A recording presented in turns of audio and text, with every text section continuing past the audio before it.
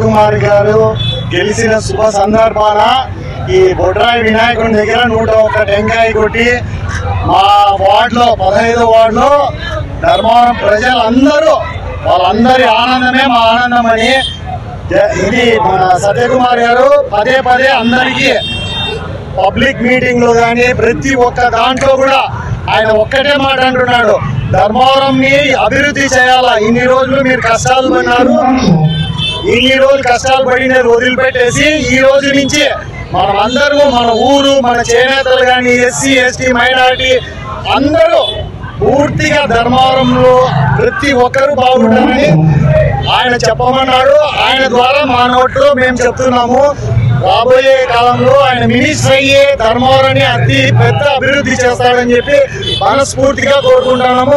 మా వార్డులో ప్రతి ఒక్కరి ఇంటికి వెళ్ళి మనము వాళ్ళు చేసిన సహాయానికి మా గోరంత సహాయం చేయాలని చెప్పి ఇంటింటికి వెళ్ళి లడ్డు పంచుతాము. వాళ్ళ సహాయ సహకారాలతోనే ఈరోజు మనం సత్యకుమార్ గెలిచినాడని చెప్పి చాలా ఆనందంగా ఉన్నాం.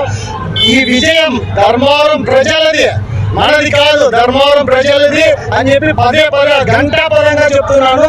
బీసీ బట్టి ప్రజలందరూ ఈ విజయాన్ని కోరుకున్నారు.